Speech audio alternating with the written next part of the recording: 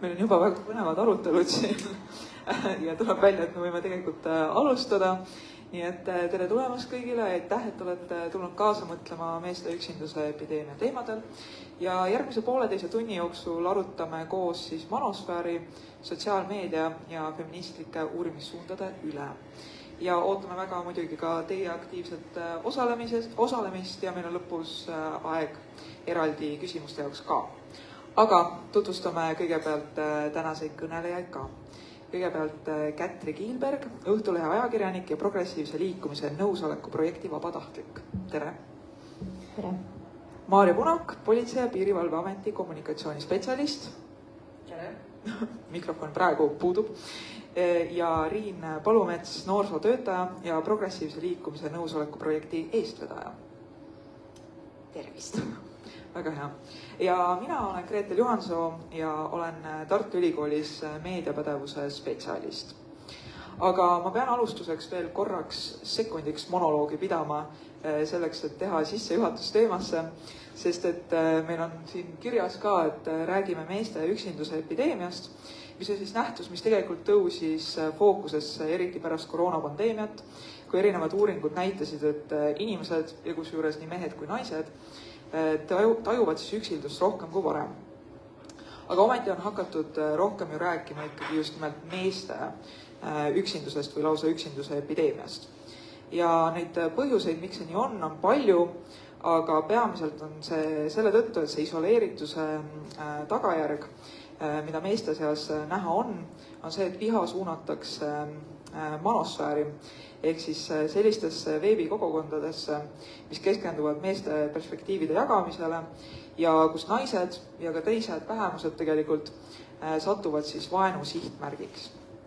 Aga kõigepealt mul ongi kõigile rääkijatele täna siin esimene küsimus, väga intrigeeriv. Millal puutusite viimati kokku manosfääri sisuloo ja sisuga ja milliseid tundeid see teist tekitas? Alustame võib-olla siit.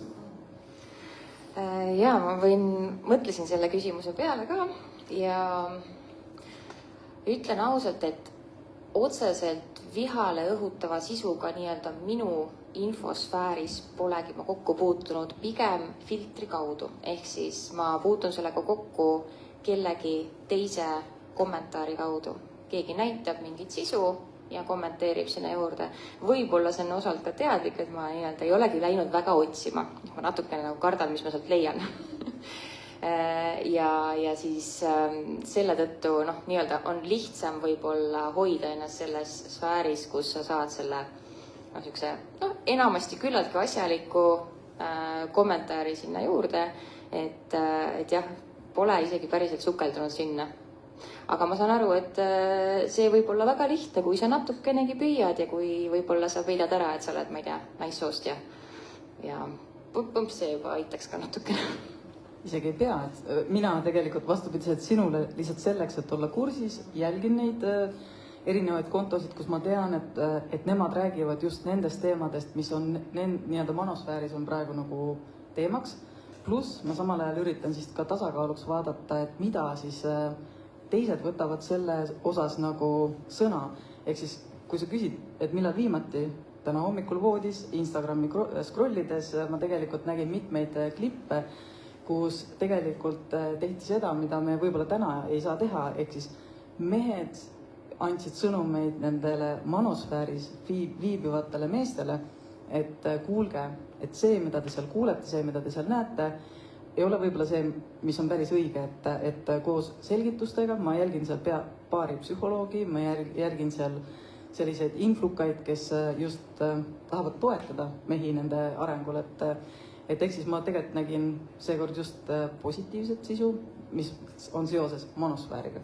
Aga tööalaselt on need õpetajad, on need ka naispolitseinikud, kes on tulnud ja rääkinud enda lugusid, kus tegelikult see juba peegeldub, see kogu see, ma ei tea, mingiks ajaks, ma olen muidugi politseis väga kaua olnud, ma saab varsti 22 aastat täis, aga mulle tundub, et mingi aeg oli paus, kus ma ei kuulnud, et keegi räägiks Hitlerist või keegi räägiks väga paremäärmuslusest ja nii edasi. Aga siis mingi hetk see on tulnud suure laviiniga peale ja see tähendab seda, et see avaldub ka nii sotsiaalmeedia sisus kui ka selles, kuidas suhtutakse naisametnikesse, naisõpetajatesse ja naistesse laiemalt. Et jah, kõik need teemad, ka see, kui me räägime, eks ju, siin vägistamisest, kui me räägime seksuaalsest ahistamisest, see, kuidas sellele reageeritakse, peegeldab seda, et mis meid seal sotsiaalmeedias meil otsa vaatab. Maru pikk ja segane, aga selline kokkuvõte. Ma arvan, et ühest küljest sellepärast ma olen ajakirjanik ja teisest küljest sellepärast, et ma olen ka generatsioon Z liige ja ma olen ikkagi krooniliselt online, siis mina puutun manosfääri sisuga või vähemalt kas või ühest küljest manosfääri sisuga, teisest küljest selle sisuga, mis on just selle vastu, põhimõtteliselt iga päev kokku. Mul on siuke tunne, et kui keegi nagu meist Twitterisse läheb, sest ma ei taha seda X-iks kutsuda, aga kui keegi meist Twitterisse läheb, siis sa leiad suht kiiresti väga problemaatilist sisu. Aga ma arvan, et see on nagu siuke asi, et ma nagu näen seda, aga ma üritan pigem lihtsalt mööda scrollida, et ma ei viitsi. Aga millal ma sellega tegelen on siis, kui tulevad esile väga hirmsad lood. Just paar nädalat tagasi näiteks Soomes oli üks bussitamine koolis, kus ka noor poiss on ju bussitas tüdrukuid enda koolikaaslasi ja nii palju, kui nagu avalikkusele teada, siis oli ikkagi see, et tema manifestis seisis, et tahtsin tüdrukuid bussitada spetsiifiliselt. Ma tegin Maarjaga sellest ka intervjuu, et need on nagu need kohad, kus see manosfäär muutub väga reaalseks ja need on siis need kohad, kus mina pean päriselt või tegelikult kõik inimesed on ju ka korrakaitsjad ja väga paljud inimesed peavad päriselt nüüd sellega tegelema. Ja absoluutselt. Pean korraks viitama tagasi ka sellele, mida Maarja ütles, et ja meil on tõesti siin kõik naised täna, kes räägivad. Me üritasime saada rääkima ka mehi, aga on väga tegus nädalavahetus paljude jaoks. Ja paraku kahjuks ka mehed räägivad tihti naiste teemadest ilma naisteta, seega võib-olla väike tasakaalustamise moment praegu. Aga kui minna tagasi tõsiste teemade juurde, siis viimasel ajal ja just eriti pärast seda, kui mõni kuu tagasi jõudis Netflixi Adolescence'i seriaal, siis hakatigi manosfäärist rohkem rääkima avalikkuses. Aga samas on ju feministlikud uuringud ja sõnumid sellest patriarhaalsest võimust olemas olnud aastakümneid. Võib-olla ma algus küsin, et kes teist on vaadanud Adolescence'it? Kes saalis on? Okei, ütleme, et võib-olla pooled, kui mu väga halb matemaatikaoskus praegu mingi ülevaate annab. Aga Maarja, sina oled soovitanud seda seriaali vaadata. Millised on sinu meelest selle peamised õppetunnid ja miks võiks see olla oluline vaatamine ka siinsele publikule, kes veel ei ole näinud? Sa pead vist mind mingil hetkel katkestama, aga ma tean, et ma panin kirja 12 erinevat punkti, mis selle filmiga seoses võiks olla need, millest me räägime. Alates sellest, kuidas näiteks koheldakse psühholoogi seal selles kinnipidamisasutuses, kuidas temaga see politseinik seal suhtleb, kuidas see poiss psühholoogi suhtleb, milliseid sõnakasutusi ja milliseid viiteid ta teeb. Kas tahad alguses paari lausega võib-olla kokku võtta selle seriaali mõtte?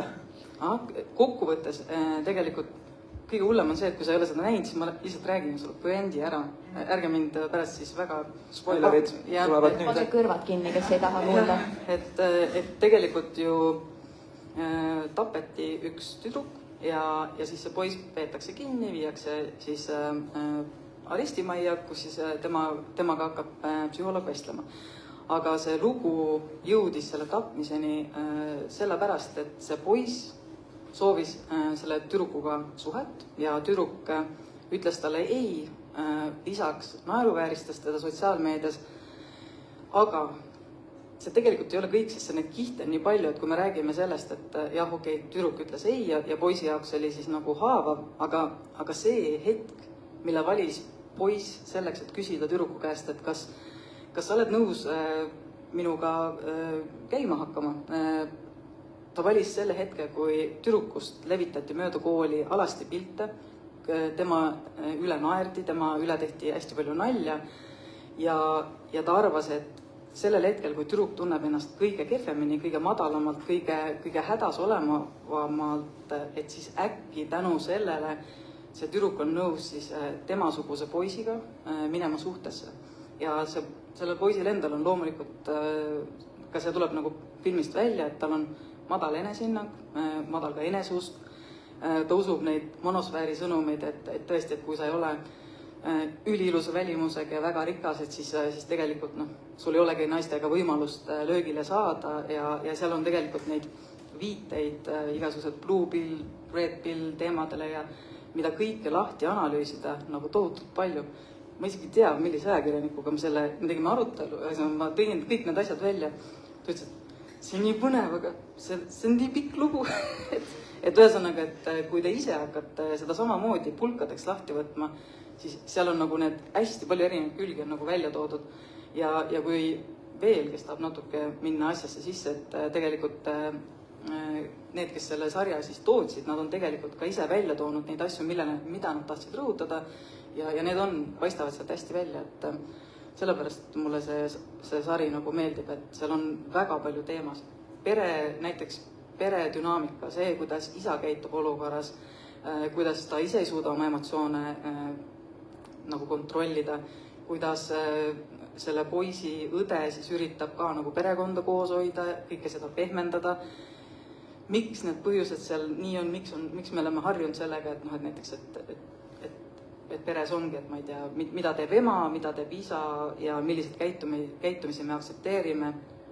Politsei suunas kriitikat, palun väga, kõik see, mis puudutab seda, et politseinik ei ole üldse kursis nagu mitte släng, vaid ikkagi see, mis noorte kultuuri puudutab, ehk siis tegelikult ta ei saa aru, mida talle räägitakse. Et sellepärast, et teha oma tööd hästi, me peame olema kursis kõigega, mis meid ümbritseb.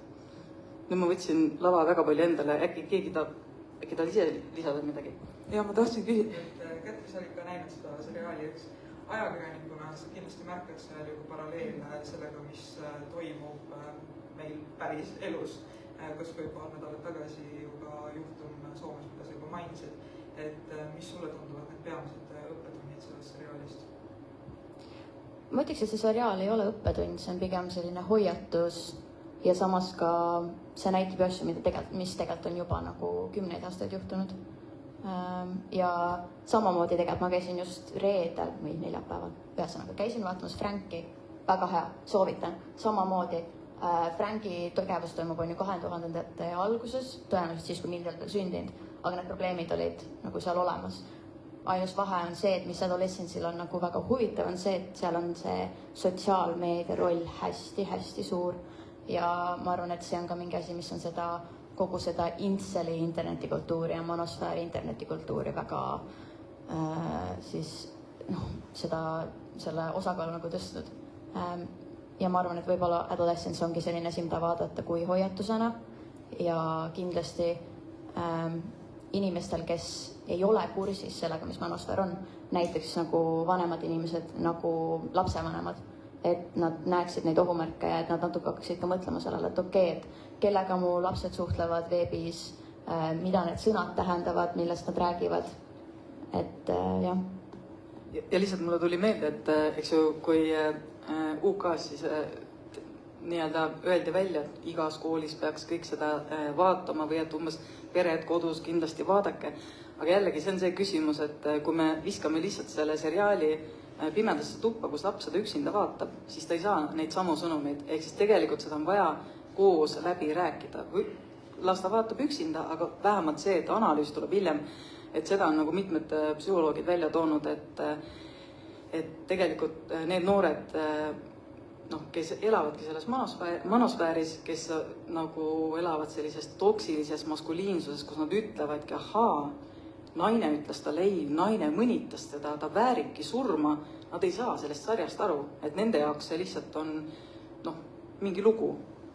Ja ma tahtsin just Riinult sama küsida, et noorsootöötajana, kuidas sa näed seda, et kas peaks noortele seda sarja nii-öelda näitama niimoodi ilma järelevalveta või ilma kommentaarideta? Kindlasti mitte ilma kommentaarideta. Ma kujutan ette, et see vajab kommentaare ka inimeselt, kes on tegelikult juba teadlik sellest probleemi ilmingust. Sest et esiteks see sari on ka väga põnev selle tõttu, et ta on teostatud ühe võttena. Iga osa on üks võte ja seda on väga kihvt vaadata. Ja see tähendab, et neil oli väga oluline, mis sõnad sinna sisse lähevad, mis näited, mis viited lähevad sisse, sest et mina vaadates seda olen ka väga teadlik sellest maailmast, et see sari ongi nii-öelda pööramaks tähelepanu sellele probleemile, aga ikkagi need viited olid küllaltki sellised, et siin oli, näed, okei, ma märkasin seda ja samas kõrval teine inimene ei saanud sellest üldse aru. Ja samamoodi ka sarjas need lapsevanemad, kelle poeg siis oli väidetavalt selle kuriteo sooritanud, ütlesid, et we thought he was safe. Ta oli oma toas, ta oli arvutis, ma arvasin, et kõik on hästi ja see on samasugune tase teadmatust. Sa lihtsalt ei oska aimata, mis seal toimub ja selle sarja vaatamine täpselt samamoodi, et näed, täpselt nagu Maarja ütles, see võiks olla lihtsalt kurb lugu, kui sa vaatad seda ilma eelneva teadmiseta. Jah, nii et ma usun, et kommentaarid ja koos noortega vaatamine oleks nagu igati kohane. Ja mikrofon ei tööta. Nüüd töötab, väga hea.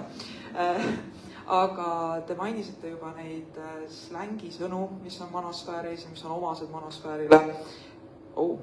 Vau. Ja ka emojid on näiteks ju sellised, mida sa pead tõesti teadma sellest, et mida levitatakse, milliseid tähendusi siis need omavad just manosfääris. Ja kas või incel on siis selgituseks, kui keegi ei tea, on siis heteroseksuaalne mees, kes tahab suhet naistega, aga ei saa seda vastu enda tahtmist ja sellepärast siis jällegi pöördub tihtipeale manosfääri poole. Aga kui meil on sellised salasõnad ja salamärgid manosfääris, siis kas on üldse võimalik tuvastada manosfääri ilminguid noorte seas? Ma võtan võib-olla korraks lihtsalt, ma tahan küsida, kas keegi teab, mida tähendab frame ja mida tähendab HB8 või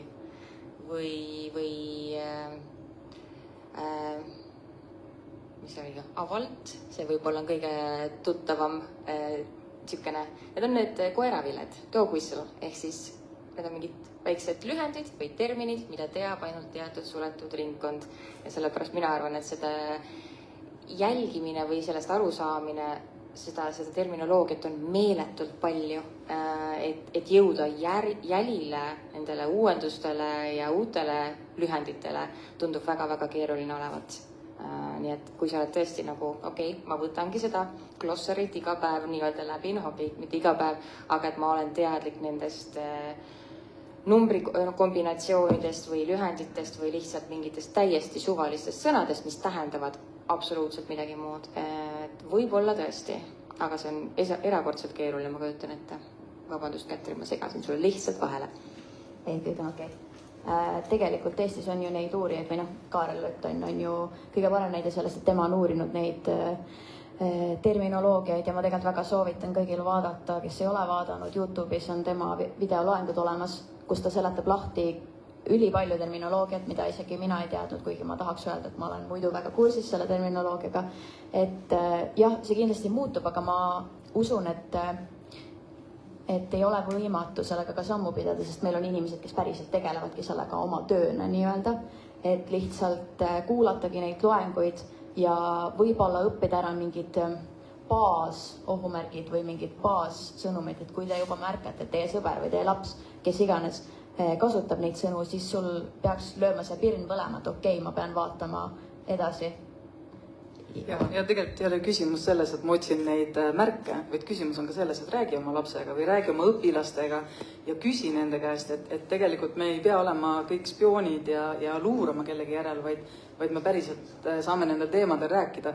Ja me saame ju märgata neid ohumärke, mida me oskame nagu erialaspetsialistidena palju paremini märgata, et kui laps hakkab minema teise sõpruskonda, on näha, et ta näiteks vahetab sõpru mingitel põhjustel või ta on vastupidiselt jäänud täiesti üksinda, tal ei ole enam kedagi, sa näed, et ta, ma ei tea, käitumine muutub agressiivseks või ta ei oska enam oma tundeid kontrollida, et see, kuidas sa libised ära, et see ei ole niimoodi, et nüüd, kui ma kasutan ühte märksõna, ma olengi nüüd selle kogukonna täisliige, et noh, tõenäoliselt sind ei võeta sinna veel vastugi, et jah, ma arvan, et on hea, kui sa tead, no näiteks minu trikk, käisin hiljuti, sellel nädalal käisin ühes koolis rääkimas ja ma lihtsalt mainisin korra Labubu ja siis ma tegelikult väga süvitsi ei tea, mis tegelasega tegemist on, eks. Ma tean, et on järjekordne selline haip, mida lapsed tahaksid endale saada, natuke seda lugu seal taga, aga see, et olla kursis, mis on Labubu, ei ole ju keeruline, et see, et ma natukene seda noorte kultuuri jälgin, hoian silma peal, siis sellest piisab, et ma saan selle esimese sideme luua, et see laps vaatab, kuule, tõesti teab midagi, et nagu ta ei ole päris maailmast võõras vana inimene, eks ju, et noh, et temaga vist tasub rääkida. Aga minnes... Sa tahtsid midagi lisada? Või? Okei. Vahetame ära tõesti. Minnes natuke laiemaks, siis mis te arvate, kas manosfäär on reaktsioon kaotatud võimupositsioonile või pigem identiteedi otsingu väljendus? Mul on väga palju öelda. Jah, Üks väga lahe mõte, millega ma nõustun, mida ma kuulsin tegelikult teises podcastis, A Bit Fruity, väga hea podcast. Seal mainiti seda, et manosfäär on ja selline nagu meeste identiteedikriis tihti kipub olema majanduslik näitaja. Ja ma ei taha see nagu liiga vasakpoolseks minna, aga marksistlikud feministid on pikalt rääkinud sellest, et miks mehed siis rõhuvad naisi kodudes on sellepärast, et nad on tööl, siis nende bossid nii-öelda rõhuvad neid ja siis nad lähevad koju, nad tahavad ka tunda seda võimupositsiooni ja siis nad rõhuvad oma naisi. Ja ma ei tea, kas ma nagu päriselt nõustun sellega, aga see on tegelikult selles suhtes hea mõte, et ikkagi need mehed tihti, kes tunnevad, et neil peaks olema võimupositsioon naiste üle, on ikkagi inimesed, kes tunnevad mingis aspektis, et neid on ju rõhutud. Nad tunnevad, et neil on raske, et neid kuidagi vaadatakse valesti. Kui sa oled Blackpilled, siis mingi manosfääri intsel, siis sa arvad ju üldse, et sul ei ole mingit šanssi, sellepärast, et sa oled nii kole ja maailm ongi selline ebaaus. Et mul on tunne, et üks on see nagu majanduslik ja sotsiaalne aspekt, et sa tunned, et sind rõhutakse ja siis sa tunned, et sul on mingi õigus nagu teisi rõhuda või et sa tahad. Aga teisest küljest on ka see, ma arvan, et see on ka selle ajaloolise punkti näitaja, kus me praegu oleme. Et meie vanaisad, meie vanavanaisad, neil on alati olnud ees mingi reeglistik, et okei, ma saan mingi 20 midagi, siis ma abiellun, siis mu naine kasvatab lapsi, siis mina teenin leiba ja see on nagu see minu eesmärk.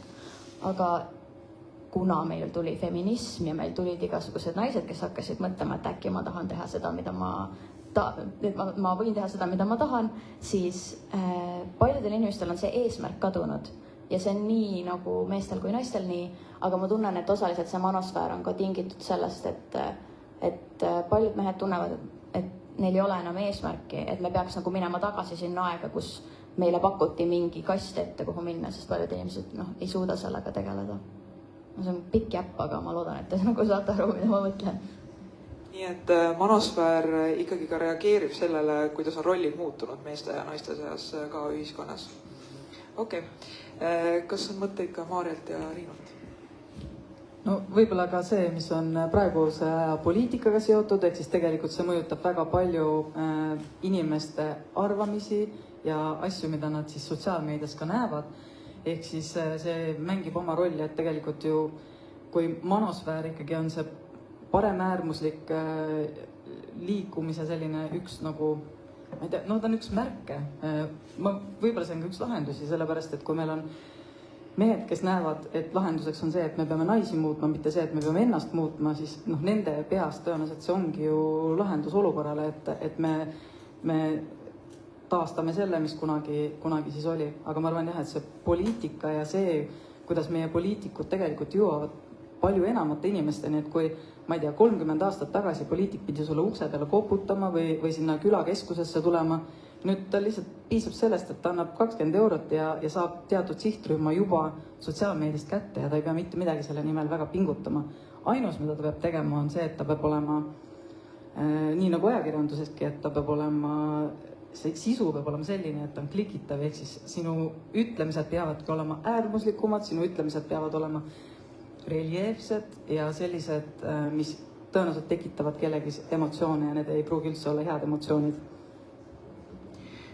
Ja selle sama kohaga jätkaks, mis Kätri alustas, et seesama vaakum, mis võis meeste eludes tekkida selle tõttu, et nende põhiline roll nii-öelda sai veidikene kannatada või see ei ole enam nii oluline selle, ütleme, selle pereelus või ühiskonnaelus üldiselt, siis selle rolli saavad ju täita inimesed, kes leiavad sealt ka kasu saamise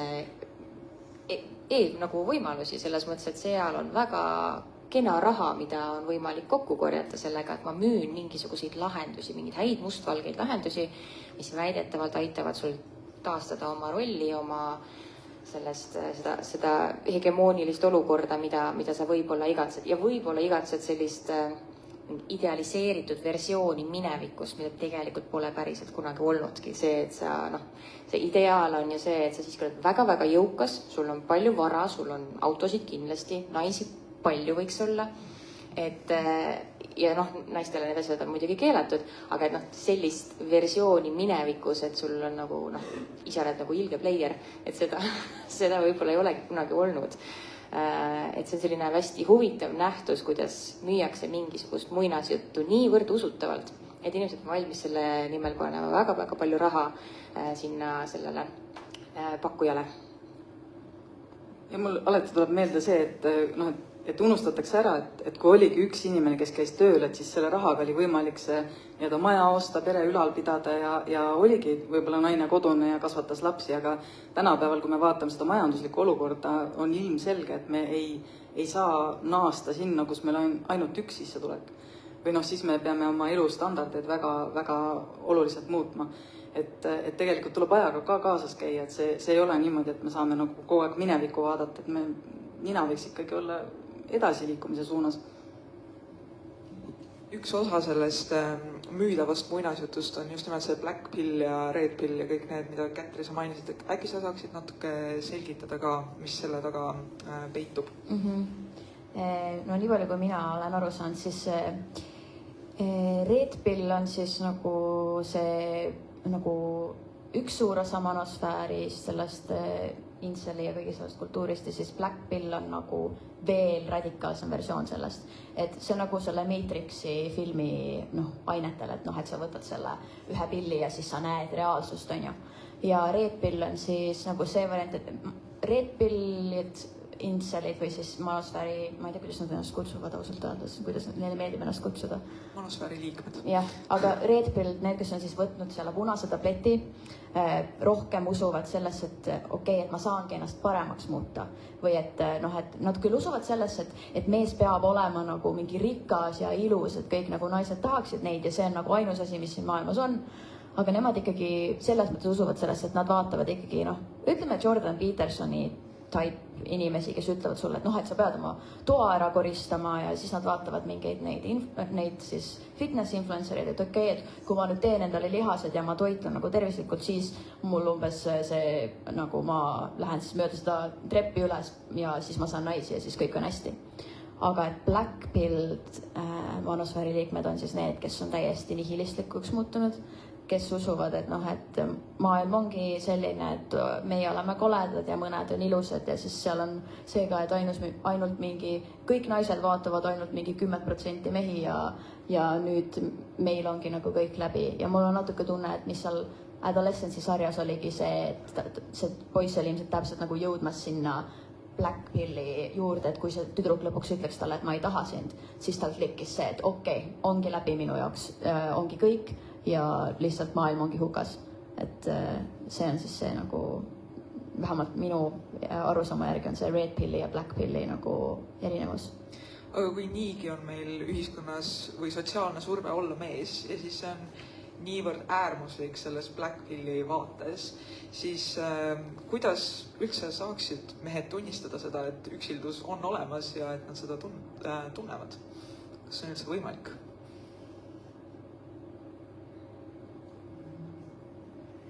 Üksildus ei ole ju üldse mehelik iseloomuomadus ometigi, kuidas sa seda tunnistad ometigi.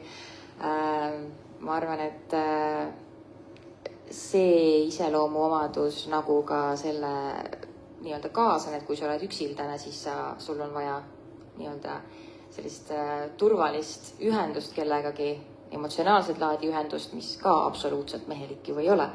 Nii et ma arvan, et seda tunnistada oleks pigem keeruline, võib-olla siis ainult sellest ohvri perspektiivist, et me olemegi tõugatud sellesse, kelle tõttu siis tõenäoliselt on ju feministid või lääne naised, et võib-olla see oleks nagu ainus viis võtta see roll, et me oleme lihtsalt sunnitud sellesse rolli ja see ei ole aus.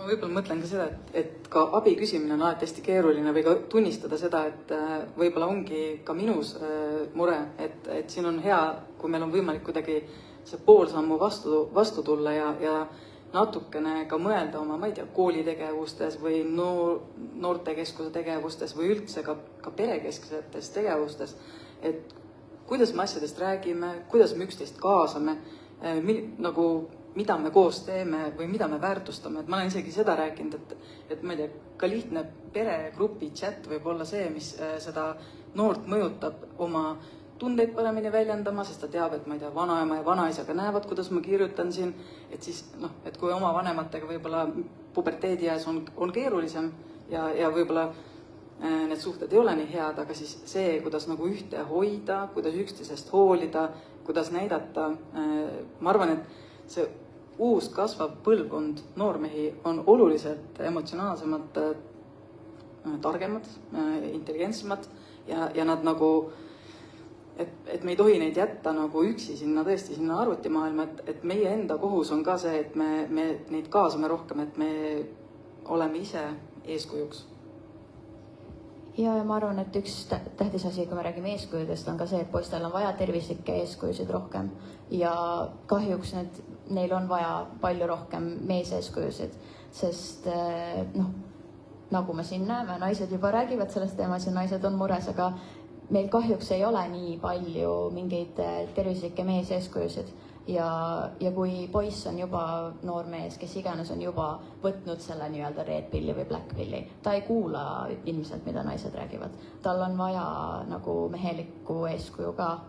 Ja mis oli näiteks Franki filmi juures huvitav, mida Adolescence juures ei olnud, oli see, et see näitas seda, kuidas ka isad ja mingid meeseeskujud muudavad seda, kuidas poiss end tunneb poeg ja kuidas see, et kui nagu näiteks isal klikib ära, et okei, pojal on mingi probleem, nagu see ei ole enam okei, et kuidas nemad siis, see nende nagu armastus või see, et nemad muudavad seda, mis on mehelikkus nende jaoks, mõjutab ka siis nende poegi ja siis omakorda nende poegi. Et ma arvan, et Eestis on, kui ma vaatan avaliku elu tegelasi siis, või üldse inimesi, kes räägiks nagu manosfäärist, meil on tõsine probleem sellega, ka nõusoleku teemal. Oli üks mees, üks kuulus mees, kes rääkis sellest ja siis tuli välja, et ei ole tegelikult nii hea mees.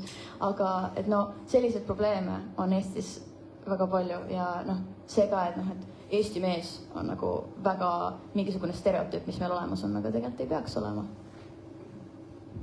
Ja võib-olla kuna ma siin politseinikuna ikkagi olen, et siis meie naistena ju tegelikult näeme neid kõige räigemad tagajärgi, ehk siis, et minu enda näiteks uudisfeed on täis kogu aeg neid lugusid, et millised naised tapeti oma nende lähisuhetes just sellepärast, et naine, kes julges öelda midagi, mis mehele ei meeldinud, julges küsida lahutust või julges soovida ära minna ja siis nagu see on ju ka nagu lõpuks see äärmus, milleni me jõuame, ehk siis, et kui naised lõpuks kannatavad oma elu ja tervise ja lastega, et meie näeme, me peame rääkima, aga me peame mõtlema ka sellele, et kuidas mehi rohkem endaga kaasa saada.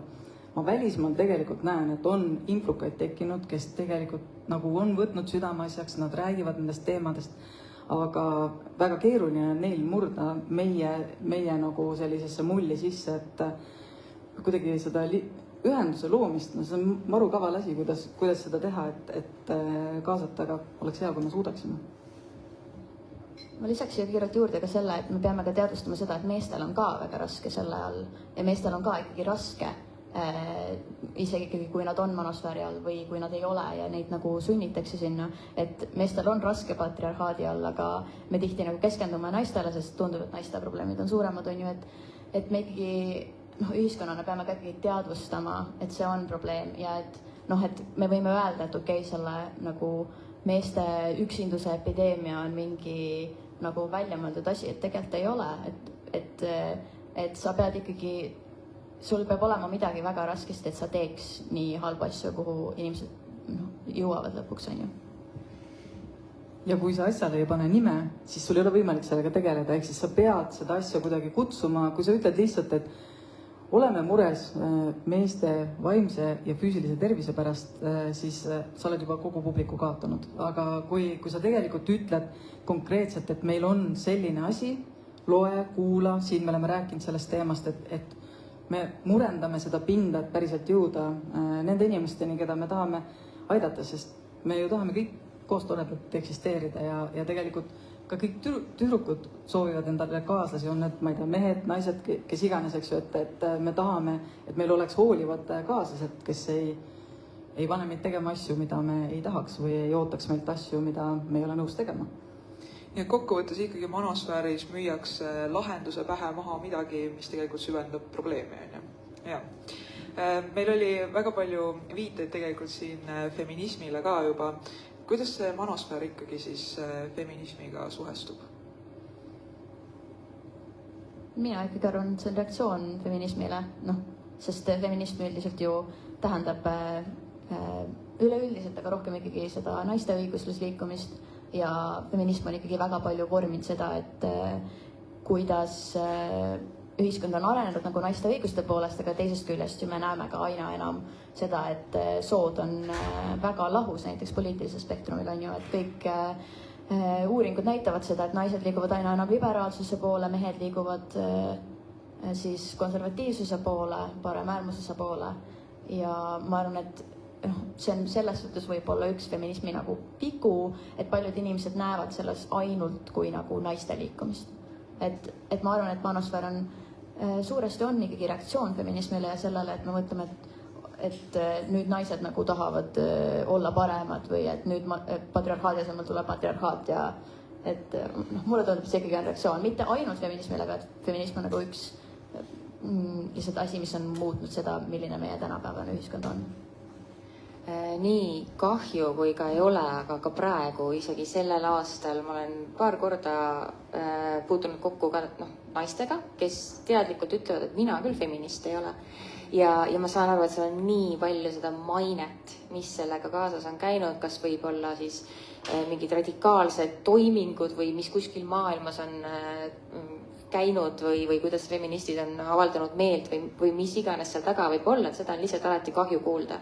Et täpselt seesama, et praegu või algselt on jah, et feministid võiksid nii-öelda püüelda selle poole, et naised saavutaksid võrdsed võimalused meestega, aga nad tegelevad üleüldiselt kogu ühiskonna parema läbisaamise ja parema nagu hakkamasaamise osaga. Et selles osas nagu me ka enne mõtlesime, et miks siis naised sellega peaksid tegelema, miks feministid peavad tegelema sellega, et meeste vaimne tervis võib-olla jõuaks tagasi või saaks paremale järjele. Et nagu meil on tegelikult vaja väga-väga palju mehi. Ja jaanuaris meil oli ka üks mõtteruum, kus Andrei Liimets, kes on väga ilusti nii-öelda oma mõtteid avaldanud feminismi ja manosfääri teemal ütleb, et jah, et võib-olla tõesti peaks ka hakkama üheks meessuunamudijaks, aga tema elu pole absoluutselt nii põnev ja nii mustvalge, sest ta ei suuda tuua niisuguseid lihtlabaseid selgitusi, kuidas oma elu saab paremaks muuta, et lihtsalt paratamatult see positiivne mees eeskuju, tema ei ole klikipüüdja, tema nõuandeid ei hakka see algoritm nii-öelda üles tõstma ja see ongi selle püsiprobleem, et meid nii-öelda premeeritakse selle konfliktse sisu eest, et see paratamatult lihtsalt toimib nii ja nüüd on küsimus, et kuidas me saaks selle nagu vastukaalu saada, et feministid on üks, aga nagu sa ütlesid, et poistel on vaja meeseeskujusid ja ma arvan, et üks lahendus võiks olla näiteks ka koomikud, et ma ei tea, kas Schloss või keegi välismaalt oli see, kes rääkis ju seda lugu, kuidas ta sai teada, et tema parim sõber on vägistaja ja kuidas ta nagu ütles, et me oleme kõik kogu aeg sama gäng olnud, kogu aeg oleme asju samamoodi teinud ja ma ei oleks temast sellist asja mitte kunagi uskunud.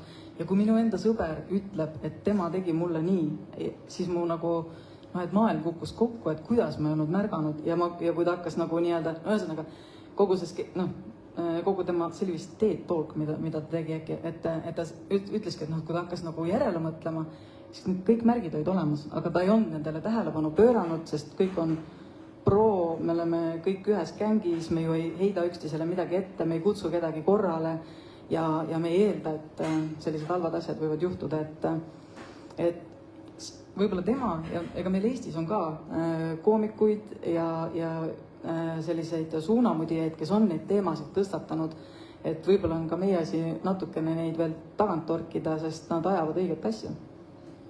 Riin, sa juba mainisid šokeerivat sisu kui midagi, mis levib sotsiaalmeedias hästi. Milline on siis teie hinnangul manosfäärile omase sisu edu valem? Rage bait põhimõtteliselt, mida kuidas seda eesti keelde tõlkida, nagu see, et viha müüb. Jah, viha müüb. Ajakirjanikuna võin öelda, et ikkagi, kui sa tahad, sinu eesmärk on ikkagi kapitalistlikus ühiskonnas toota võimalikult palju siis raha ja sa ei saa endale lugejaid, sa ei saa endale jälgijaid, kui sa ei tee natuke clickbaiti. Ja lihtsalt manosfääri puhul on see, et kõik, mida nad teevad, põhimõtteliselt on clickbait, mis tähendab, et see müüb väga-väga hästi. Ja nagu me oleme näinud näiteks Ameerika siis konservatiivse poliitika suunast, neil on ju nii palju influencereid. Vaatame mingi ala Joe Roganit, kes teeb ka suhteliselt, ma ütleks, manosfääri sisu ja ta on üks kõige kuulatumaid podcast'e maailmas. Miks? Sellepärast, et see on väga clickbaititav, väga ka lihtsasti vaadatav, ta tõmbab ligi ja tegelikult nagu üks probleem ongi see, et me ei ole veel leidnud seda asja, et kuidas vastupidist teha, kuidas müüa positiivset sisu või et kuidas nagu sellest teisest poolest siis rääkida, kuidas tuua seda teist poolt, kuidas muuta seda huvitavaks niimoodi, et inimesed tahaks klikkida. Et võib-olla selles mõttes me peame kas välja mõtlema mingi viisi, kuidas müüa seda teist poolt või siis peame ikkagi muutma seda, kuidas inimesed tarbivad internetisisu ja ajakirjandust või mis iganes. See on ju psühholoogiliselt vastuoluline, et sind ei tõmba positiivse ja nunnu sisu poole, võib-olla ainult mingitel hetkedel, aga et sa oled ju ellujäämine nõuab seda, et sa oleksid teadlik nendest negatiivsetest oludest, siis ma nagu hoian ennast kursis, et kas või Trumpi igapäevased väljaütlemised, kõik klikivad.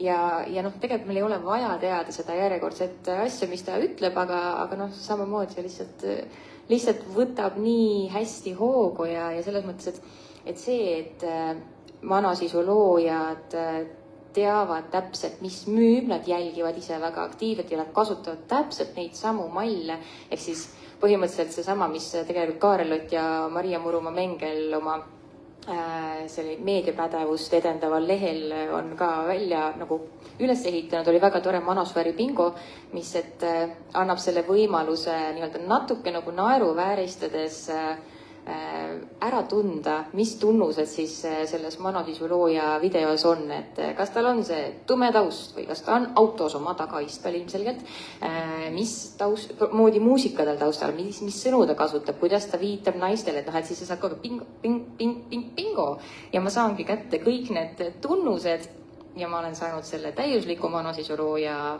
postituse. Ja muidu ongi see, et me peaksime nagu siis suutma sellega võidelda, aga tõenäoliselt me ei suuda toota nii palju sisu, kui praegu nemad toodavad, et võib-olla me peaksime minema siis rohkem välja nagu hea kvaliteedi peale, et me kuidagi, ma ei teagi, paneme veel rohkem naisi näiteks seda sisu nagu jagama, et ta jõuaks veel suurema, laiema ringini. Ma ei tea, aga algoritmid igatahes meie poolt ei ole, see on nagu selge. Et kui meie tahame midagi sõna võtta kuskil, isegi kui me ütleme midagi väga reljeefset, kõik mehed on või midagi sellist, siis me peame kohe järgmise lausena ütlema, see tuleb välja sellest uuringust, mis on, et see ei saa olla kellegi arvamus, aga kui sa toodad influkana suvalist sisu, sa ei pea kuskile viitama. See on lihtsalt, sest sa oledki juba lihtsalt tark, vaata, sa kõike tead. Ja paraku ei ole algoritmid meie poolt ja teiseks ju Andrew Tate, üks kurikuulsamaid monosfääri sisuloojaid, tema on loonud oma sellise kooli, kus suurem osa sellest, mida seal õpetatakse, ongi selle kohta, kuidas luua sisu, mis sotsiaalmeedias hästi leviks. Mis tähendab, et ei algoritmid ega ka need õpetussõnad, mis sealt tulevad, ei ole meie poolt tõesti, nii et asi läheb keeruliseks. Seoses selle looga, mulle meeldib, kas Delfi või keegi tegi, eks ju, selle loo, et ma käisin kuu aega selles, eks ju, ja mul oli nii jube kahju, et selle loo tegi tüdruk. Ehk siis, et mul ei ole naisajakirjanike vastu absoluutselt mitte midagi, aga lihtsalt, et minu arust oleks võinud see väljakutse ollagi sellisele monosfääri poole kalduva nagu mehe väljakutse, kes siis nagu käib ja vaatab seda sisu, sest ma usun, et ajakirjanik, kes on juba laiema silmaringiga, juba aimab, mis on need probleemkohad, ta nagu vaatab seda veidi teistmoodi analüüsides, kui sa viskad selle mehe sinna vette niimoodi, et sa enne teda võib-olla kuidagi ei instrueeri, vaid lihtsalt ütled, et mida sulle artikli või selle videoloo jaoks oleks vaja, et mulle tundub, et siis oleks see näiteks jõudnud rohkemate meesteni tookord. Võimalik, aga kokkuvõte. Aga kui sotsiaalmeediale veel mõelda, siis tegelikult seda alguses esitleti, kui tuli sotsiaalmeedia, siis kui sellist ühendavat globaalset valgusküla, et kus kõigil on siis hääl ja kus kõik on tõesti ühenduses omavahel. Aga nüüd me näemegi monosfääri kontekstis hoopis vastupidist, et pigem inimesed on polariseeritumad kui kunagi varem. Et kuidas on siis saanud sotsiaalmeediast koht, kus üksildus ja vastandumine on hoopis süvenevad mured? Igaühel on oma personaalne ruum. Igaüks on täpselt temale timmitud, kõige paremini seadistatud inforuumis. Et selles mõttes see on ju väga loogiline, et siis tal on seal väga hea. Ta veedab seal veel rohkem aega, sest et tal on pidevalt põnev ja huvitav ja kogu aeg natuke nagu ärev ka. Miks mitte? Üks asi on sotsiaalmeedia, teine asi on tegelikult väga palju noori, ei tahaks päris öelda värvatakse, aga ega ta väga palju puudu ei jää. Ka mängukommuunides, Twitchis ja selles mõttes see on isegi kohati väga-väga teadlik, et sinna nii-öelda nagu alustatakse väga mahedalt, et olen noor inimene, kellel on ebakindlused ja ma ei oska tüdrukutega rääkida ja mis iganes, ja siis see nagu vaikselt läheb, et sa oled õnge otsas koheselt, et et sotsiaalmeedia on üks koht, aga lihtsalt kohad, kus inimesed suhtlevad ja eriti hea, kui nad suhtlevad mingil määral kinnises kogukonnas, ehk siis nad ei saa seda ühiskondlikku nii-öelda vastu reaktsiooni, mis tavapärases suhtluses ju toimuks või võib-olla sellises hästi avalikus arutelus kuskil vanaaegses Facebookis on ju. et siis, et lihtsalt, et seevõrd on see võimalus hästi kiiresti radikaalseks nii-öelda muutuda väga-väga suur. Ja teine asi muidugi see, et korporatsioonidel on ka ju oma agenda. Nad tahavad ju enda platvormile sisu, mis müüb kõige paremini.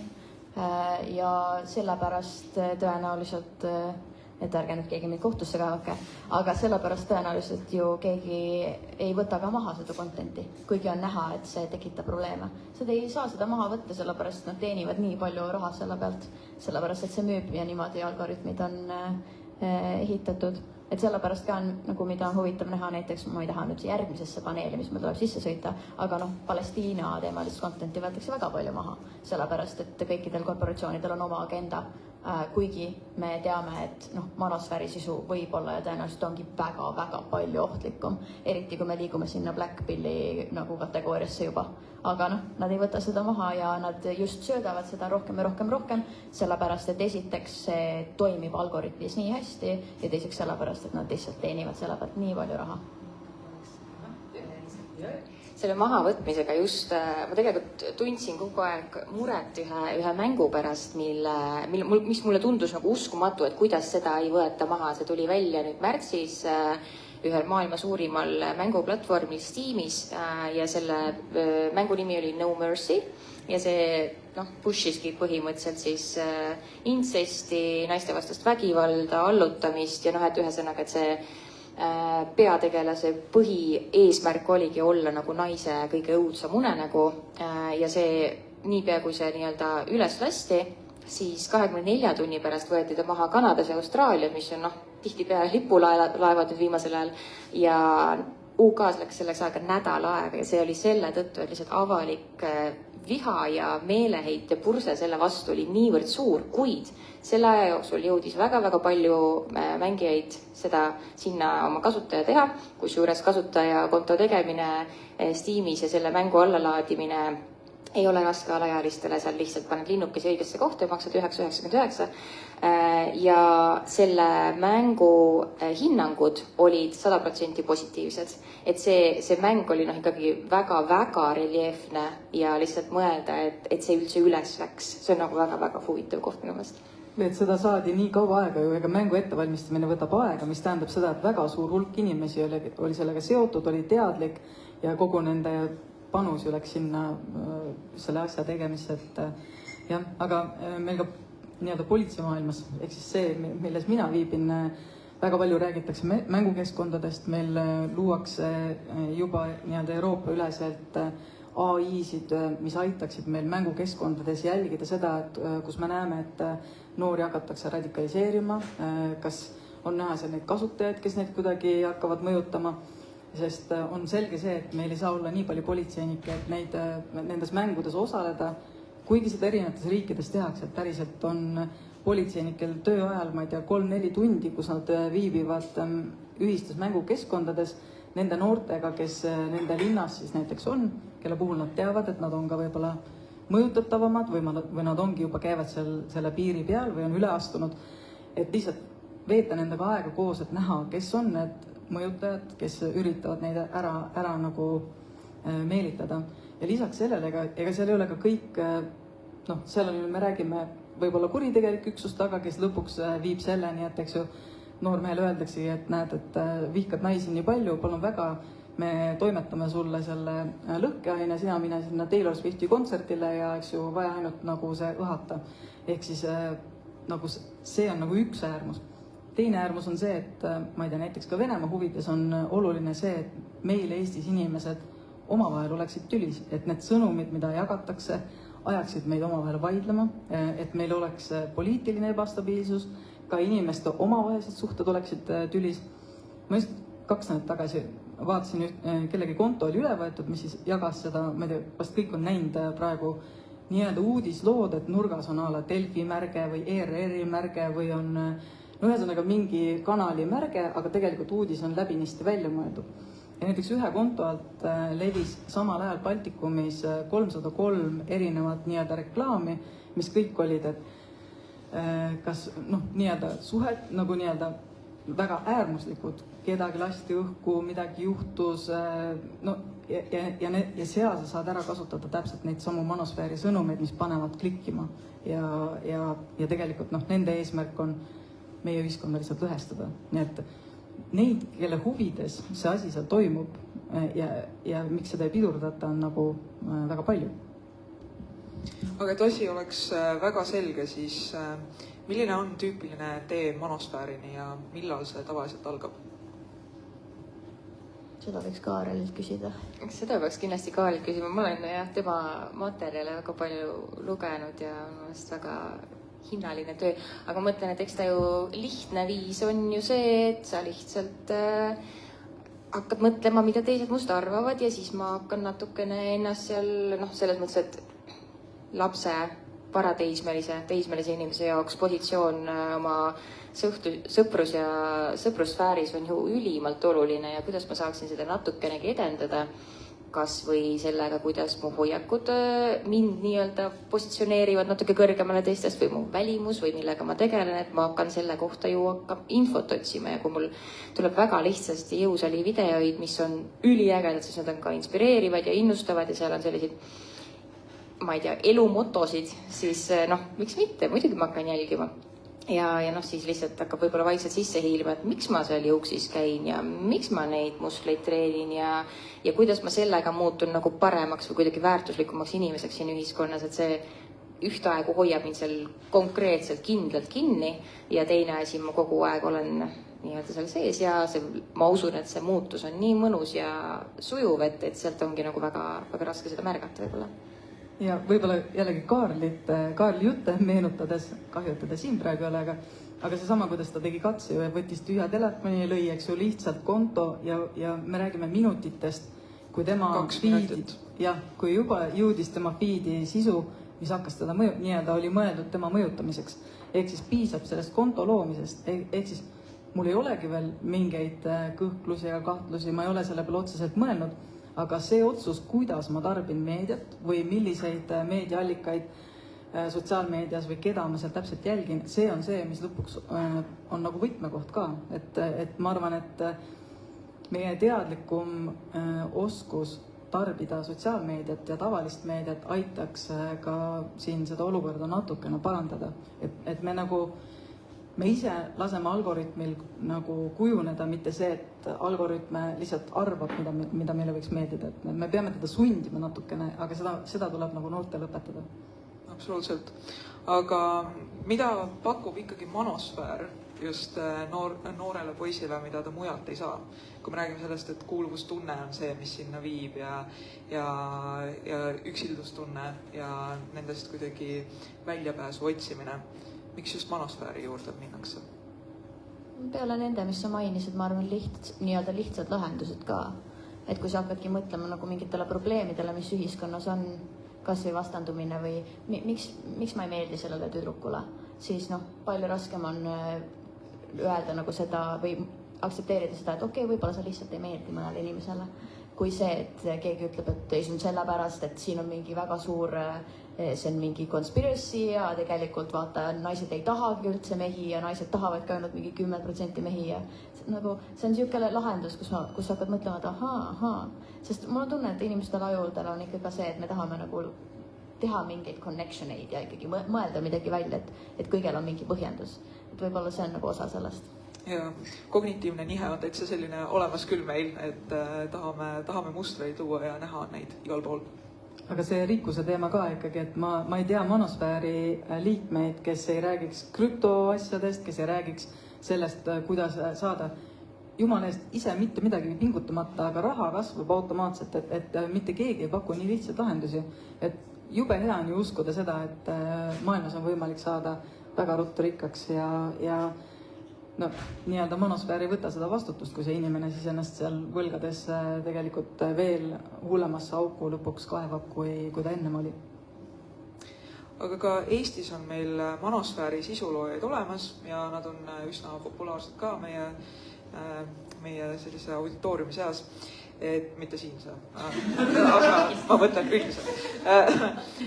Maarja, kas PPA-ni on muidu jõudnud mingeid domineerivaid teemasid Eesti manosfäärist? No kui ma vaatan, mida mina pean Twitteris tegema ja kellega ma ka arvamusi jagan, et meil on seal väga reljeefseid inimesi, kes siis varjunime alt võtavad sõna ja kelle puhul ma saan aru, et tema ongi see manosfääri liige, aga eks minu roll on seal rääkida rohkem nendel teemadel kaasa, anda seda sisendit ja siis ega... Kas sul on mõni näide, kuidas sa oled aru saanud, et ta on manosfääri liige? no piisab sellest, et sa võtad selle konto lahti, et kui inimesel on, ma ei tea, näiteks 15 jälgijat ja siis sa võtad need jälgijad lahti ja sa saad aru, et nendest pooled on nii-öelda krüptoraha sellised trollid, kes tegelikult pakuvad mingit teenust ja nendest päris inimesi, kes Eesti Twitteris säutsuvad, on 2 ja iga säuts, mida ta teeb, ta saab 0 reaktsiooni, mitte keegi ka ei tunnusta tema sageli inetuid, solvavaid ja nagu halvustavaid säutse, eks ju, et keegi ei räägi kaasa. Aga see ei tähenda seda, et teda kuidagi nagu mõjutaks, ta paneb ikka samas vaimus edasi. Minu asi ei ole ka teda ümber kasvatada, aga minu, ma arvan, suurim roll on see, et hoida seda ühtset kultuuri, et ma olengi iga kord see rumal vanainimene, kes ütleb, kuule, et tegelikult võib-olla see mõte isegi võib olla õige, aga et see, kuidas sa seda välja ütled, tekitab juba vastureaktsiooni, et proovime ühiselt rääkida teemadest ilma, et jah, mind ka igasuguste nimedega on seal nagu üritatud kutsuda, et ma ei võta seda hingest, ma saan aru, et kuidagi ta peab ennast välja elama, aga lihtsalt see, et me võiksime ju jõuda sinna, kus ka naistel on turvaline Twitteris ja säutsuda, aga praegu, kui sa seal naisena võtad sõna, võib-olla mul on tõesti, et see pildil on vormis mina, et see võib-olla natuke hoiab tagasi, aga kõik helendused ja muud sellised olulistel teemadel sõnavõtjad, nad saavad kõigepealt sinna alla sellise korraliku, milline see ilus sõna siis on, nagu sellise nagu arvamusavaldus. Sõimulaviini, ma tahtsin öelda pasalaviin, aga kõik saavad sellest sõnast aru, aga lihtsalt, et ühesõnaga, et see sõnum on mõeldud ainult selleks, et solvata kedagi, mitte öelda arvamuse suhtes midagi vastu või lihtsalt võtta inimene ette, teda alandada, teda kui naist, teda kui, et ta üldse julges mingi teema tõstatada. Et see on lihtsalt nii kurb, et mulle tundus, et kunagi see Twitteri arutelud olid nagu ägedad, kus inimesed päriselt nagu põrgatasid ideid, võib-olla natuke reljeefsemalt, sest see tähemärkide arv ju paneb piiri, sa pead oma sõna korralikult välja ütlema, mitte nii, nagu mina praegu saan siin muliseda, eks ju. Aga jah, seal on seda näha ja minuni jõuavad ikkagi läbi tööalaste kokkupuudete, et on see õpetajad, on need teised ametnikud, kes siis peegeldavad seda, kuidas see suhtumine käib. Mulle tundub, et manosfääri sisuga on muidugi see probleem ka, et sa alati ei saa aru, et see inimene on lihtsalt nagu mingi parem äärmuslane, lihtsalt mingi konservatiiv või kas ta nagu läheb juba sinna manosfääri poole. Et ma olen näinud ikkagi arvamusartikleid ka tunnustatud ajakirjanikele, et kus ma loen seda ja mõtlen, et okei, see on küll nagu natuke imelik, et üldiselt ongi see, et kui on nagu ikkagi keskealine või vanem inimene, siis ma kohe ei mõtle ta, et äkki ta on mingi inceli kultuuriliige. Aga samas, kui sa nagu vaatad neid arvamusi, siis ikkagi vahepeal tuleb küll siuke tunne, et nad on mingites Redditites kuskil nagu teinud midagi.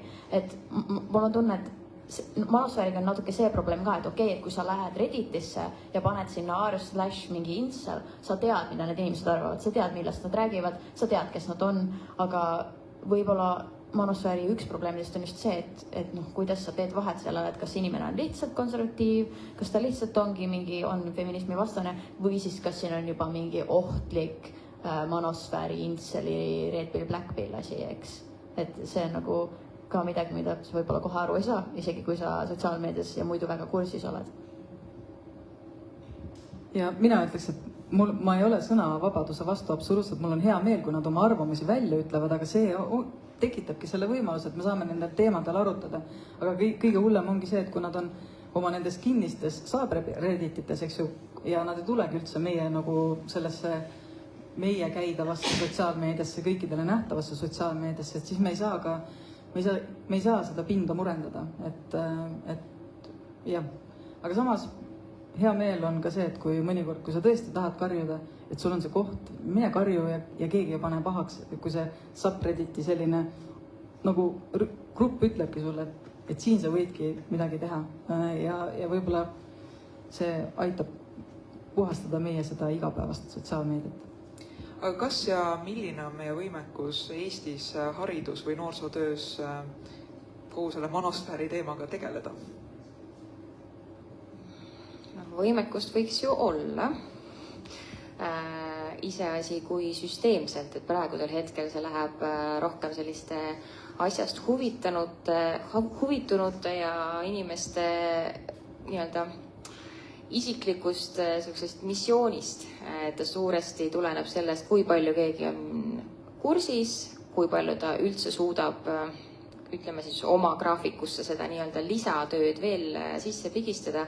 Väga tihti on lihtsalt inimesed ülekoormatud haridusvaldkonnas ja see lisa nii-öelda, et noh, et nagu me oleme paljudel teemadel, ka seksuaalhariduse teemadel rääkinud, ühiskonnahariduse teemadel, et noh, matemaatikaõpetaja võiks ju samamoodi sisse sinna lükata natukene või keemiasse või noh, et ta võiks ju olla integreeritud mujale, kuid seda ajaraamistikku arvestades väga tihti on see keeruline ja see nõuab õpetajalt nii palju seda ekstra pühendumist, mida noorsootöös saab ilmselgelt küll tõstatada neid teemasid, kuigi seda nii-öelda barjääri ületada, et me nüüd hakkame rääkima mingist sellisest asjast, mis on natukene ebamugav. Sest et väga paljud asjad, mida rääkida noortega, mis ei ole, mida üldse täiskasvanu räägib, võib olla esmaselt väga ebamugav, kuigi huvitav, aga seal on teatav barjäär, et ma ei soovi näiteks oma sõprade grupist irduda, ma ei taha näidata välja huvi, seal on väga-väga palju selliseid barjääre, et mida me ju saame nii koolis kui noorsootöös ikkagi vaikselt, ma usun, nügimise juurde, nii et nügida on see, et nende väikeste nõuannetega meediakriitilisust lihtsalt ärgitada, et samamoodi, võib-olla see monosfääri bingo on tõesti nagu selline advanced juba natukene, aga lihtsalt, et näed, näiteks siin on üks video, kus ma ennustan, seal tehakse seda, seal kasutatakse sellist tausta, seal üritatakse sulle öelda midagi sellist ja sellist, see paneb sind tundma nii ja nii. Ehk siis selle kohta on huvitav termin väärtuseline vaktsineerimine. Ehk siis sa juba valmistad ette selle inimese, tihtipeale noore inimese, et sinuga tehakse niimoodi. Ja siis ta võib-olla, ma ei tea, ei usu võib-olla ja ta näeb tõenäoliselt üsna siis kohe, et oligi nii. Et see on tunduvalt parem versioon sekkumiseks kui see, et see noor inimene näeb videot ja võib-olla isegi räägib sulle sellest ja sa ütled, see ei ole tõsi, see kõik on vale. On ka tõendatud, et see lükkab inimese palju rohkem sinna sellesse sfääri sisse, sellepärast et ta sai kohe see mingisuguse ei, nii pole, mis iganes sa mulle räägid. Et see on huvitav minu jaoks see vaktsineerimise idee. Ja üleüldiselt meediakriitilisus kui selline, siis nagu millel see põhineb, mida sulle just müüdi ja mõtle, kes sellest kasu saab. Kes võib saada seal kas feimi kasu või otsest majanduslikku kasu, et kas sa suudad välja mõelda kellegi. Et see juba on väikene nii-öelda nükke edasi, aga kõige olulisem rääkimine, suhtlemine. Täpselt seesama, et taju on oma telefonis, mis tal seal ikka juhtub. Palju võib juhtuda. Et tõesti see lihtsalt see suhtlemine ja inimlik kontakt on nagu kõige olulisem. Jah, ma olen ka muidu selles suhtes seda usku, et asju saab integreerida erinevatesse õppeainetesse, aga me saamegi integreerida näiteks seda, et kui sa näed hädas olevat inimest, helista 112, sest seal ei ole teist varianti. Kui on inimene, kelle elu vajab päästmist, sa helistad 112. Aga nüüd, kui me räägime monosfääri teemadest, siis me räägime ka, seal ei ole tõde, seal ei ole nagu absoluutset tõde ja seal ei ole ka absoluutset vale, vaid seal on hästi palju arvamusi ja see vajabki nagu arutelu, sest ega konservatiivsel maailmal on väga head enda nagu pointid, mille järgi inimesed elavad ja nad saavad väga hästi hakkama. Liberaalsel maailmal on omaenda väga nii-öelda väärtuspõhised arvamused ja hinnangud ja nii edasi. Et see on nagu keeruline õpetada, et sellepärast mina arvan ka, et seesama, kui meil oleks algusest peale, juba esimesest klassist peale, meil on see meediahariduse tund, kus me saame neid teemasid läbi võtta, kuidas me tarbime meediat, kuidas sellega hakkama saada, kuidas enda seda feed'i teha niimoodi, et see on minu vaimsele tervisele kasulik ja nii edasi. Ehk siis kõik see, millega võib-olla sina tegeled ülikoolis, eks ju, et politsei poolt meie tegeleme tõepoolest, me saame tegeleda tagajärgedega, et kui on toimunud juba mingi tõsine asi, aga ma ei tahaks nüüd öelda, et ma ei tea, et me peame ootama Eestis ära siis selle esimese juhtumi, kus meil toimub rünne naiste vastu selleks, et päriselt hakata sellega tegelema. Et ma hea meelega käin ka koolides rääkimas nendel teemadel, aga võib-olla see tulebki välja näiteks, ma ei tea, kui kooli kutsutakse seoses sellega, et neil käitutakse homofoobselt ja ma lähen nendest teemadest rääkima lihtsalt selleks, et nii tutvustada seadust, aga ka see, et anda noortele võimalus selle teemal üldse arutleda. Ja ma tean, et see ongi keeruline, sest ega ka minu maailm, nagu mul on omad need biasid või nagu minu enda nii-öelda taust ja kõik muu, et seda vestlust juhtida, ma ei usu, et seda matemaatikatunni ajal on võimalik nagu teha, et seda peabki päriselt leidma selle eraldi aja ja meie haridussüsteem peab seda võimaldama, et see meedia tarbimine ja meediapädevus oleks meil kõrgel tasemel, et üksteist aidata ja üksteist aru saada.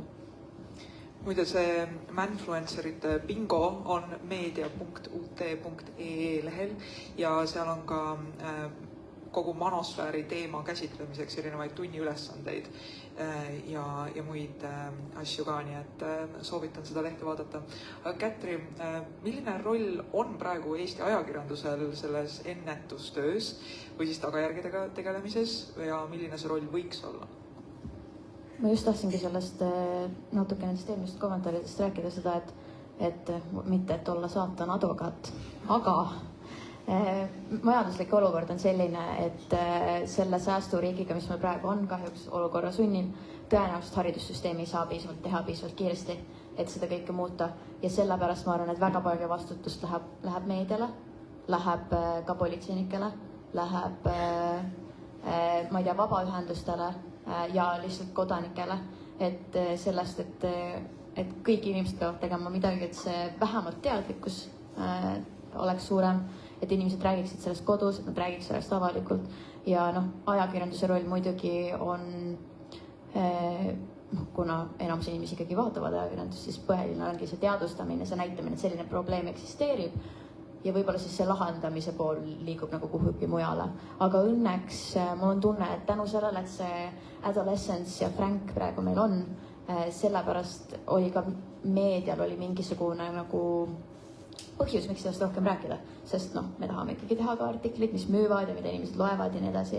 Aga õnneks tänu sellele, et see teema on õhku paisatud, mulle tundub, et ikkagi ka Eesti ajakirjandus räägib sellest rohkem ja ka mõistetakse hukka ikkagi sellist käitumist ja muidugi nüüd on kriitika sellel teemal, et traditsioonilist ajakirjandust tõenäoliselt mingi 15-aastane poiss ei loe, aga siis on juba sotsiaalmeedia roll ja tegelikult erinevad meediamajad ka liiguvad rohkem sotsiaalmeedias, üritavad oma mingit sisu ka sotsiaalmeediasse viia noortele lähemale, et see võib olla teavitamise ja näitamise roll ja siis lõpuks ka tulevad arvamus ajakirjanikud nagu mina, kes ikkagi ütlevad, et tegelikult see on ka halb ja see on ilmselt see roll, aga ma arvan, et peale selle, et me mõtleme sellele, et riik ja haridussüsteem võiks midagi muuta, seal on ikkagi väga palju erinevaid inimesi ja vabaühendusi, kes iganes, kes veel saaks asja paremaks muuta. Kuna siin ka viide käis politseile, et võiks midagi teha, siis tegelikult seda ei ole veel nagu tehtud, sest meil on selles plaanides, aga me nüüd Sotsiaalkindlustusameti inimestega istusime koos maha ja panime kokku siis sellise plaani, et me proovime teha iga natukese aja tagant selliseid kokkuvõtvaid lühikesi videosid, kus me räägime erinevate sihtgruppidele, nii lastevanematele näiteks see, et mis on olnud selle kuu trendid või mis on mingid teemad, millega võib-olla, lihtsalt tõesti, mis on labubu või kes on labubu, eks ju. Mitte, et see oleks nagu politsei roll, aga just seesama see, et see lapsevanem oleks selles samas ruumis mõtteliselt, kus on tema noored ja siis me koos lastekaitseametnikega ja lasteabitelefoni inimestega vaatame läbi, mis on need väärt asjad, mida me peame jagama, et me nüüd üritame ennast kokku võtta ja siis teha selliseid tooteid. Kuidas see levima hakkab, kuidas seda vastu võetakse, ma ei tea, aga me istusime ja meil ei tulnud ka väga palju head muud lahendust, nii et selle jaoks ma soovitaksin kohe Meedia UT lehelt vaadata slängisõnastikku. Ma tean, et veebipolitseinikud on ka näiteks seda jaganud, et lihtsalt, et suunata lapsevanemaid sinna uurima, et mis on need skibiditoiletid ja muud asjad, millest nagu lapsed räägivad, naeravad ja tegelikult ega väga sageli nad ei oska isegi selgitada, et mis see siis täpselt on. no skibidi toileti selgitamine ei ole ka kõige lihtsam ülesanne maailmas. Aga aeg on sealmaal, et võtaks ka publikust mõned küsimused.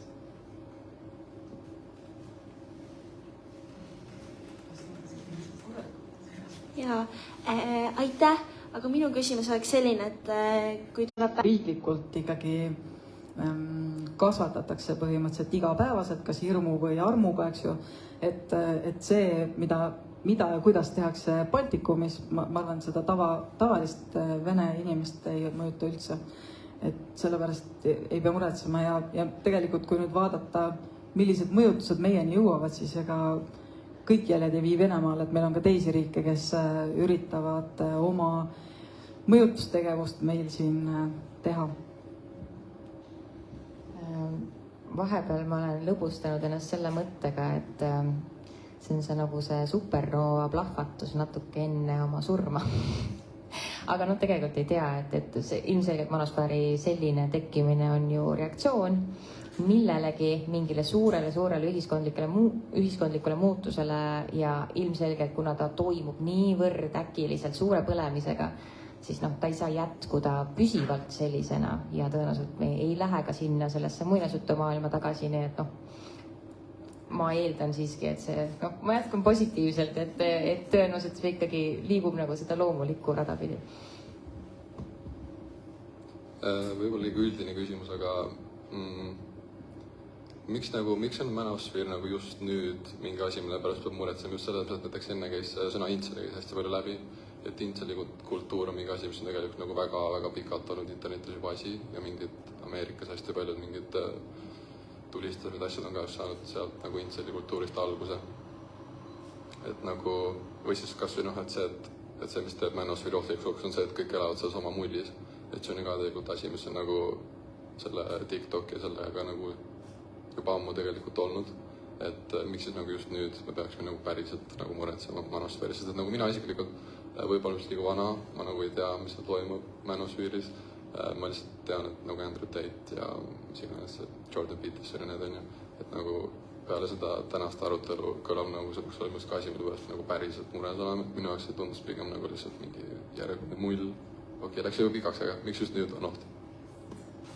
Jah, et sulle võib tunduda see 15 aastat, mis meil sotsiaalmeediat on olnud selline nagu pikk, aga nagu tegelikult see on kõik hästi järsku tulnud ja inimesi, me peame selle asjaga nagu kohanema rohkem ja võib-olla kui ma mõtlen politseimaailma poole, siis kõik need süüteod on jõudnud ka meile lähemale, et kui me varem rääkisime sellest, et meil on koolitulistamine USA-s ja seal see tulistaja on teinud manifesti, kus ta on rääkinud oma vihast kas geide vastu, vihast naiste vastu, vihast naisõpetajate vastu, siis meil on olnud liiga vähe üksikuid juhtumeid selleks, et öelda, et meil on sellega probleem. Aga kui me vaatame nüüd ringi, mis on tõesti toimunud Soomes, mis toimub Rootsis, sest siis kui mina tulin politseisse, siis ju Rootsis ju loodigi eraldi, ma ei tea, noorte mõrvaüksused, kus hakati uurima ainult neid mõrvasid, mida alaealised panevad toime. Ja kui me räägime sellest, kui mõjutatav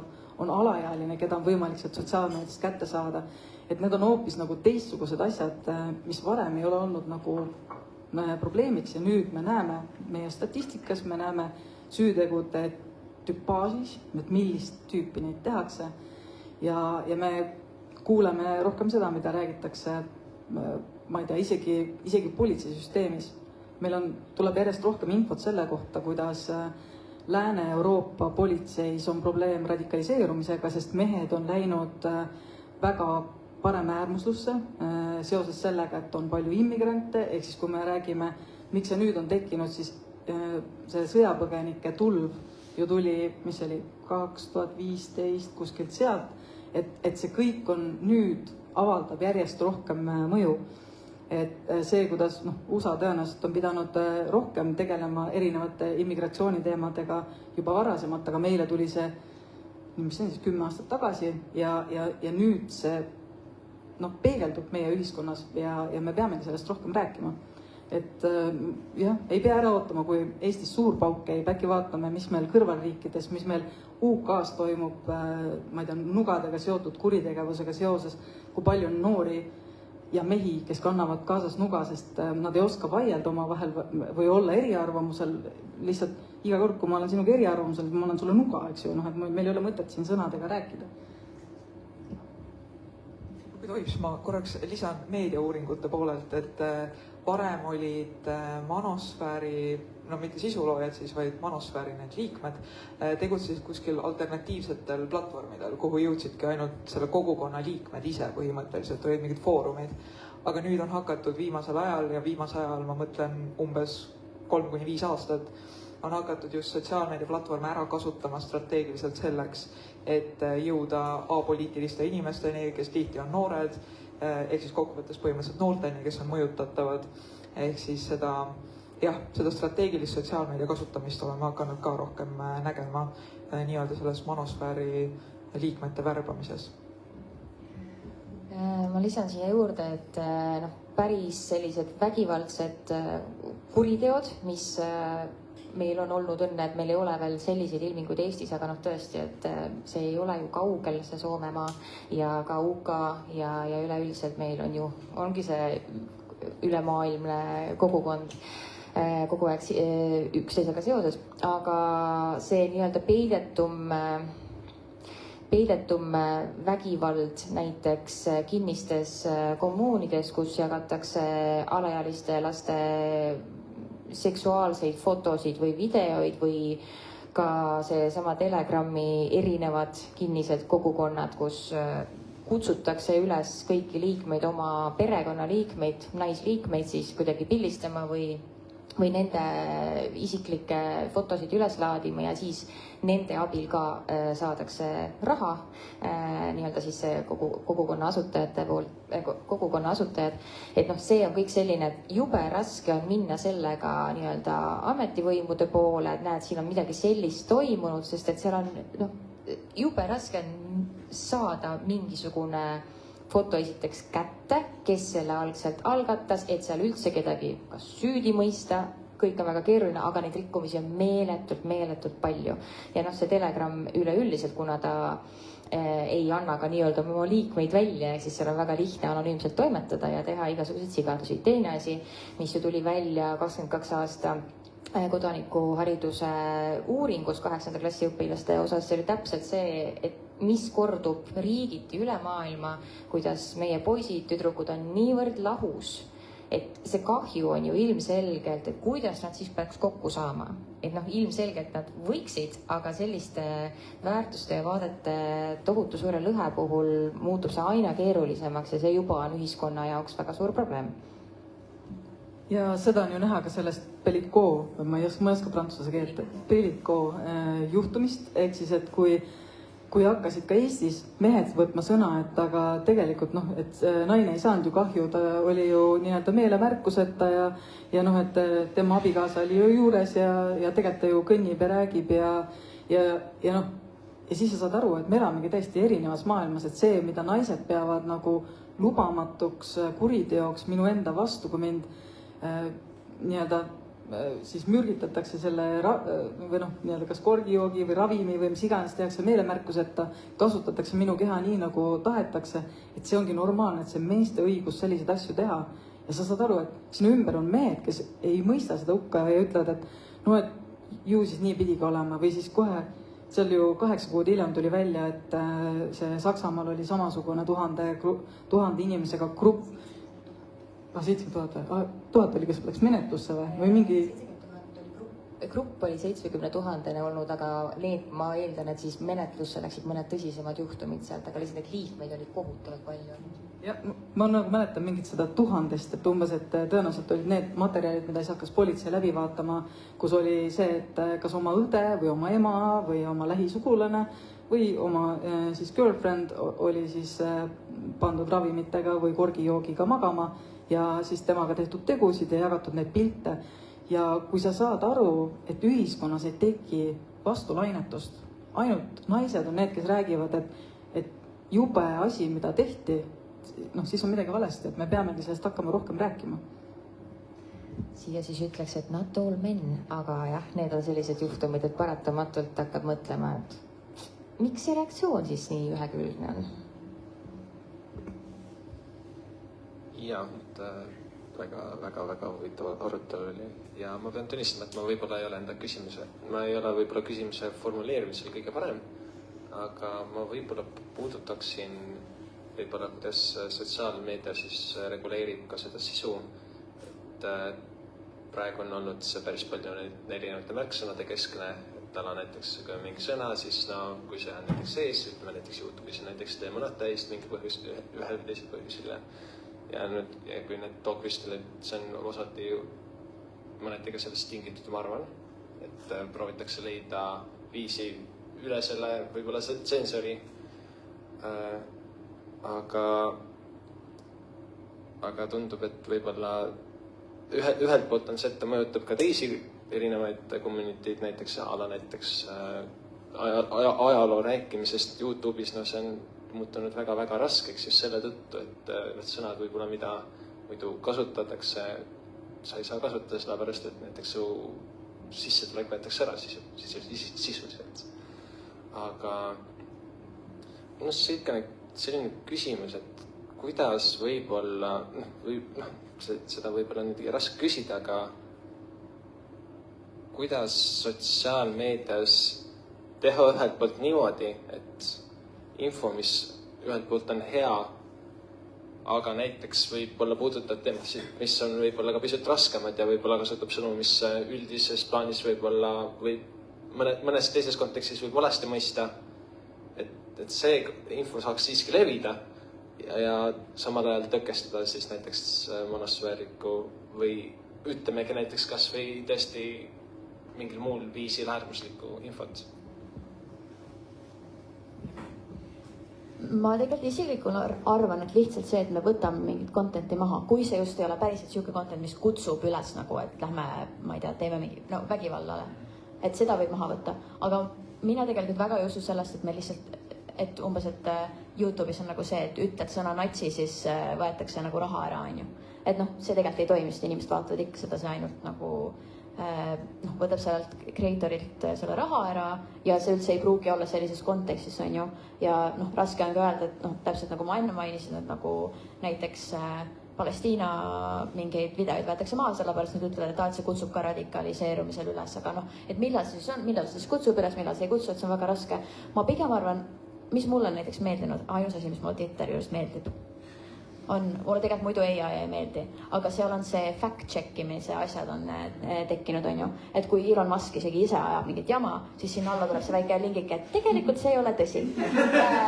Ma arvan, et kõik sotsiaalmeediaplatvormid võiksid midagi sellist kasutada ja luua selliseid nagu, sest ma arvan, et see, et me inimesele lihtsalt ütleme, et ära seda vaata või et võtame selle nüüd maha, sest see on paha. Ma ei usu, et see kuidagi aitab sellega, et noored radikaliseeruvad. Ma arvan, et pigem aitab see, et sa panedki sinna juurde seletavaid sõnumeid või sa paned sinna juurde, et okei, see, mida see inimene praegu ütleb, et see ei ole tõsi.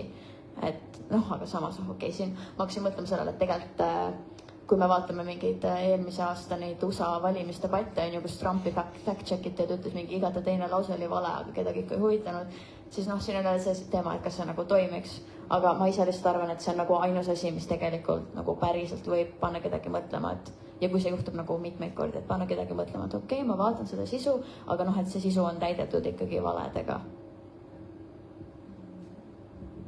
Ja, et lõpuks me peame ikkagi õpetama inimesi ise seda faktikontrolli tegema, et nad oskaksid vaadata, et kes on see postitaja ja kust tema selle info sai ja mida ta jagab, et see vist aitab isegi rohkem. Kuigi mina olen ka väga suur fänn nende nii-öelda allmärkuste osas, et see on väga palju aidanud.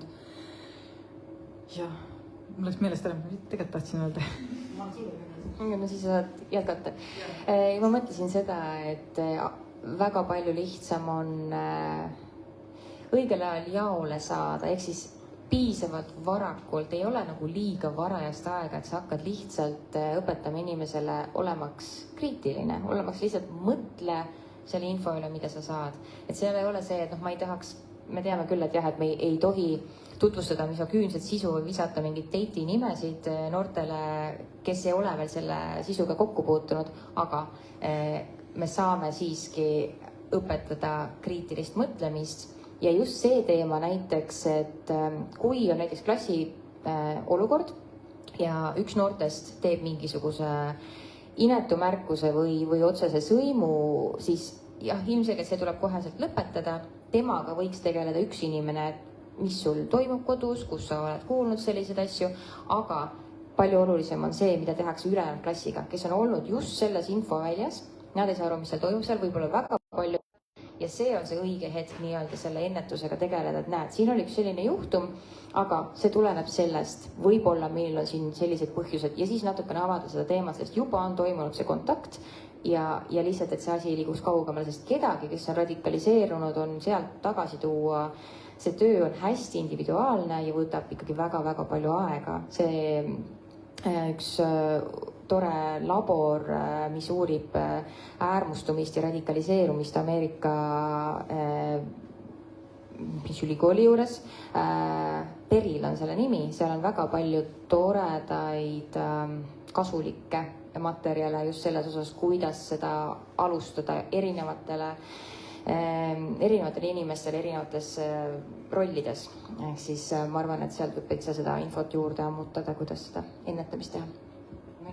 Mulle tuli meelde ja, et muidu politsei suunas ju kogu aeg pahandatakse, et meie oleme need, kes tahame, et kõike tsensuuritakse ja võtame kõik asjad maha, aga tegelikult mina ei ole pidanud oma töö, ma olen siis olnud veebipolitseinik alates 2012 ja ma ei ole inimesi blokeerinud ja ühe inimese blokeerisin, kes mitte minul isiklikult, aga PPA Facebooki saatis peenise pilte. Pärast kolmandat ma ütlesin, tead, et ma ei jõua sinuga arutleda, et ma olen nagu selgitanud, miks see kuidagi ei arenda meie vestlust edasi ja siis ma temale tõesti panin bloki peale, et ma väga vabandan. Ma kirjutasin talle, et kui tal on küsimusi politseile, et ta saab kirjutada alati ppa@politsei.ee, aga et lihtsalt, et ma ei jõua igapäevaselt neid pilte seal vaadata. Aga ma ei ole blokeerinud just sellepärast, et isegi siis, kui inimene on käitunud minuga halvasti, et ma tahangi näidata seda, et meil on võimalik see ühine keel leida. Ja mul on ka Twitteris päris mitmeid inimesi, kes, ma tean, minu väga paljude nagu seotsude puhul, nad urisevad natukene seal all, aga nad on ikkagi nii palju, peavad minust lugu, et nad enam ei ründa minu isikut, vaid nad üritavadki selgitada, miks ma olen maailma asjadest valesti aru saanud. Ja ma annan neile selle võimaluse, et las siis see inimene, kes ei võta sõna, kes ei laigi mitte ühtegi asja, aga ta näeb seda arutelu, ta leiab enda selle tõe või enda sellise, või vähemalt ta näeb, et on ka teisi arvamusi, ta näeb seda kahtlust, et räägime nendel teemadel, et see tsensuur ei ole mitte kunagi toonud midagi head kaasa, et me ei taha ju keegi elada ei Venemaal ega Hiinas, eks ju, et me tahaksime, et me saaksime arutleda, aga ma tahaks arutleda nii, et keegi vahepeal ei ürita öelda, et oleks parem maailm, kui sa oleksid surnud või midagi sellist, eks ju, et tegelikult ütle oma arvamus, see kõik muu on ju lihtsalt olematu hägu. Me jõuame ühe lühikest vastust nõudva küsimuse veel võtta.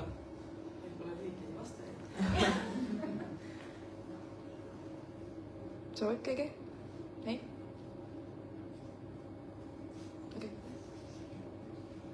Aga võib-olla siis üritame selle lühikeseks teha, et üks võib-olla nõuanne või midagi sellist kaasa.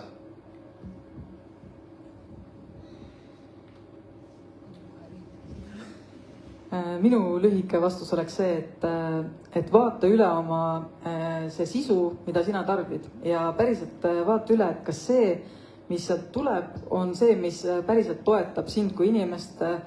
Ma ei tea, kõik need head soovitused, et tegelikult sul elus võiks olla ju, ma ei tea, 5 väga head sõpra, kelle puhul sa tead, et sa tahaksid olla nende moodi või sa hindad nende juures mingeid väärtusi, et vaata üle, kas see sisu, mida sa tarbid, on päriselt see, mis seda toetab.